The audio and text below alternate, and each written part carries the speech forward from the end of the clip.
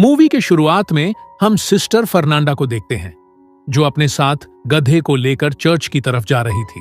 फिर चर्च में पहुंचने पर उसकी मुलाकात सिस्टर जिनेव्रा से होती है। तब गिनेव्रा उससे पूछती है कि कल रात को तुम कहां थी, जिस पर फर्नांडा कहती है कि वो इस गधे को पकड़ने गई थी जो कि चर्च से भाग गया था। तब जिनेव्रा कहती है कि ये गधा हर रोज भाग कैसे जाता है, और ये दोनों बातचीत कर ही रहे थे कि तभी वहां पास से गुजर रहा माली उनको गुड मॉर्निंग कहता है, लेकिन बदले में उसे उन सिस्टर्स से गाली सुननी पड़ती है। उसके बाद फर्नांडा चर्च की मदर मरिया से गधे के बारे में कंप्लेन करती हैं और कहती हैं कि गधे को संभालने की जिम्मेदारी मुझे दे दीजिए। फिर दूसरी तरफ हम सिस्टर एलेसांड्रा को देखते हैं, जो कि अपने कमरे में बैठी हुई थी और वो इस चर्च वाली जिंदगी से तंग आ चुकी थी और वो बाहर जाकर अपनी जिंदगी जीना चाहती थी। फिर अगली सुबह उसके पापा उससे मिलने आते हैं और वो एलेसांड्रा से कहती है कि तुम्हारे लिए लड़का नहीं मिल रहा है क्योंकि लड़के वाले बहुत ज्यादा दहेज मांग रहे हैं। जिस पर एलेसांड्रा कहती है कि आप अगर चर्च में डोनेशन देना कम कर दे तो दहेज के लिए पैसों का जुगाड़ हो जाएगा, जिस पर उसके पिता साफ मना कर देते हैं। फिर अगले दिन तीनों सिस्टर्स बुने हुए कपड़ों को लेकर जा रही होती है कि तभी वो थारकी माली अपने गंदे नजरों से उन तीनों को देखने लगता है। तब तीनों सिस्टर उसे देख लेती हैं और वो तीनों मिलकर उसको गंदी गंदी गालियां देने लगती हैं और उसको काफी ज्यादा पीटने लगती है। फिर दूसरी तरफ फादर टोमासो सिस्टर्स के बुने हुए कपड़े लेकर बेचने के लिए शहर की तरफ निकल पड़ते हैं, जहां रास्ते में उसकी मुलाकात उसी थरकी माली से होती है, जो कहता है कि अब वो उस चर्च में काम नहीं करेगा क्योंकि उन तीनों सिस्टर्स ने उसको काफी ज्यादा पीटा था।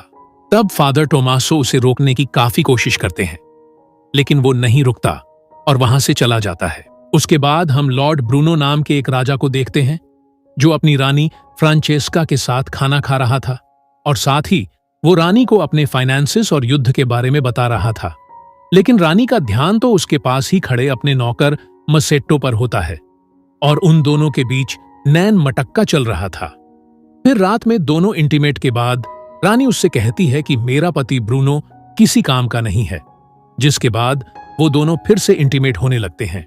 इसी दौरान अचानक लॉर्ड ब्रूनो कमरे के अंदर आ जाता है और इससे पहले कि वो देख पाता कि उसके पत्नी के साथ कौन रंगरेलियां मना रहा है, मसेट्टो खिड़की से कूदकर वहां से भाग जाता है और लॉर्ड ब्रूनो मसेट्टो का पीछा करते हुए नौकरों के रूम में आ जाता है, जहां मसेट्टो सोने का नाटक कर रहा था।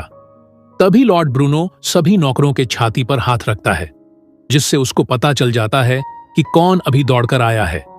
लेकिन काफी अंधेरा होने के कारण लॉर्ड ब्रूनो उसको पहचान नहीं पाता। तब ब्रूनो उसका चोटी काट लेता है और कहता है कि सुबह होते ही तुम्हारे बोटियां काटकर कुत्तों को खिला दूंगा। अब लॉर्ड ब्रूनो के जाते ही मसेट्टो उठता है और अपने सारे साथियों की चोटी काट देता है।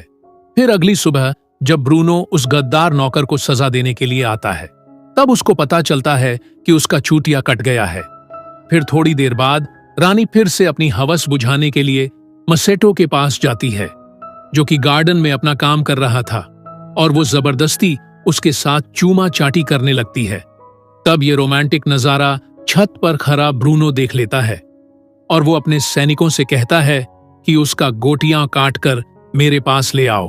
फिर मसेट्टो अपनी जान बचाकर जंगल की तरफ भाग जाता है और जंगल में मसेट्टो को फादर टोमासो मिलता है, जो कि नशे में धूत होता है और उसकी गाड़ी नदी में पलट चुकी थी। तब मसेट्टो फादर टोमासो की मदद करता है, जिससे खुश होकर फादर टोमासो उसे अपने साथ चर्च में ले जाता है। तब रास्ते में वो उसे समझाता है कि तुम गूंगे और बहरे होने का नाटक करना, नहीं तो वहां की सिस्टर्स तुम्हें बहुत परेशान करेंगी। फिर अगली सुबह वो दोनों चर्च पहुंचते हैं, जहां फादर टोमासो मसेट्टो की मुलाकात मरिया से कराता है और वो मसेट्टो को यहां पर माली की नौकरी दे देती है। फिर अगले दिन मसेट्टो अपना काम कर रहा था कि तभी वहां पर सिस्टर फर्नांडा आ जाती है और मसेट्टो के ऊपर हथियार टांगकर उससे पूछताछ करने लगती है। तभी वहां पर मदर मरिया आ जाती है और उसे बताती है कि ये नया माली मसेट्टो है और गूंगा बहरा है। फिर रात को फर्नांडा की दोस्त उससे मिलने आती है और दोनों एलेसांड्रा के कमरे में जाकर शराब पीने लगते हैं। फिर कुछ ही देर बाद जिनेव्रा भी उन्हें ज्वाइन करती है और वो चारों शराब पीते हुए आपस में एडल्ट बातें करने लगती है, जहां मार्टा इंटीमेट के चरम सुख के बारे में उनको अपना ज्ञान देती है।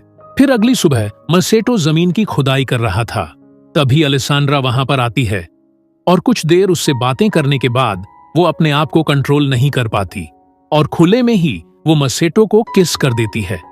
तब मसेटो भी इस मौके का पूरा फायदा उठाते हुए उसके साथ एंजॉय करने लग जाता है। लेकिन तभी चर्च की घंटी बजती है और अलेसांड्रा वहां से चली जाती है। फिर दूसरी तरफ जिनेव्रा देखती है कि फर्नांडा और उसकी दोस्त मार्टा जंगल की तरफ जा रहे हैं। तब वो उन दोनों का पीछा करती है और देखती है कि वो दोनों बेलाडोना सिरप बना रही है। दरअसल बेलाडोना एक पत्ता है और इन दोनों का मानना था कि इस पत्ते को सेवन करने से मर्दों को अट्रैक्ट किया जा सकता है। अब मार्टा फर्नांडा के आंख पर बेलाडोना सिरप के 2 बूंदे डाल देती है और ये सब होता हुआ जिनेव्रा देख रही होती है। उसके बाद वो दोनों मसेट्टो के कमरे में पहुंच जाते हैं और उसको चाकू दिखाकर वो दोनों उसके साथ इंटीमेट होने लगते हैं और अपनी प्यास बुझाने के बाद वो दोनों वहां से चली जाती है। फिर अगली सुबह बिशप बार्टोलोमियो नाम का एक फादर चर्च के इन्वेस्टिगेशन के लिए वहां पर आते हैं और दूसरी तरफ मसेट्टो खिड़की से अलेसांड्रा के कमरे में आ जाता है और उसके साथ रोमांस करने लग जाता है। इसी दौरान कमरे में एक बूढ़ी औरत आ जाती है और उस नन को देखते ही मसेट्टो के मुंह से ओ शिट निकल जाता है, जिसकी वजह से अलेसांड्रा काफी हैरान हो जाती है और जल्दी से अपने कपड़े पहनकर उस नियोन की मदद करने लग जाती है। इसी दौरान वहां पर मरेया और बिशप भी आ जाते हैं। तब मसेट्टो पलंग के नीचे छुप जाता है और सभी के चले जाने के बाद मसेट्टो वहां से निकल जाता है। फिर दूसरी तरफ जिनेव्रा भी बेलाडोना बनाने लगती है, लेकिन वो अपने आंखों में डालने की बजाय पी लेती है, जिससे उसका दिमाग घूमने लगता है। और उधर अलेसांड्रा मसेट्टो के कमरे में जाती है और उससे पूछती है कि उसने झूठ क्यों बोला कि वो गूंगा बहरा है। इसी दौरान वहां जिनेव्रा आ जाती है, इसीलिए अलेसांड्रा वहां के एक कोने में छुप जाती है और जिनेव्रा अंदर आकर मसेट्टो को चूमने लगती है। पर तभी उसे फर्नांडा के आने की आवाज सुनाई देती है, इसीलिए वो भी एक कोने में जाकर छुपने लगती है, जहां उसकी मुलाकात अलेसांड्रा से होती है और दोनों ही एक दूसरे को देखकर चौंक जाते हैं। फिर कमरे में फर्नांडा आती है और चाकू के नोक पर मसेट्टो को किडनैप करके जंगल में ले जाती है।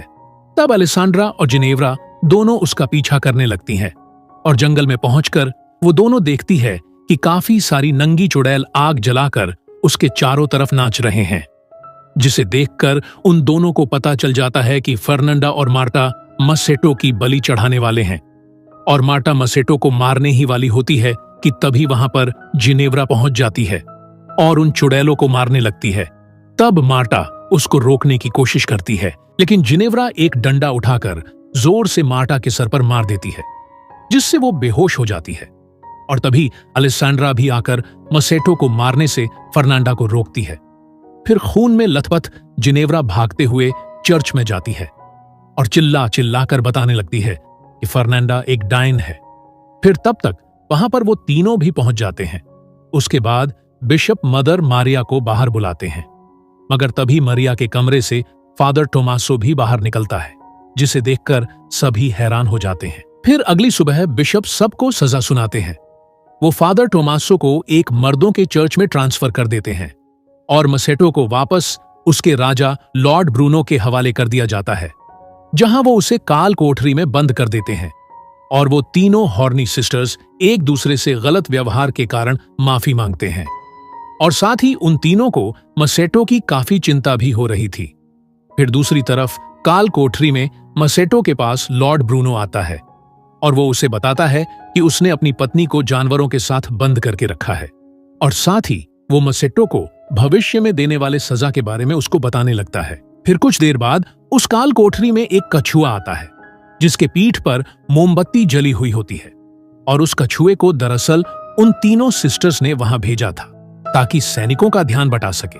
फिर जैसे ही सैनिक उस कछुए के पीछे जाते हैं, तभी सिस्टर्स वहां आकर मसेट्टो को नन वाली कपड़े पहनाकर वहां से भगा ले जाते हैं और उसकी जगह वहां पर एक पुतला रख देते हैं, जिसकी वजह से सैनिकों को लगता है कि ये मसेट्टो ही है।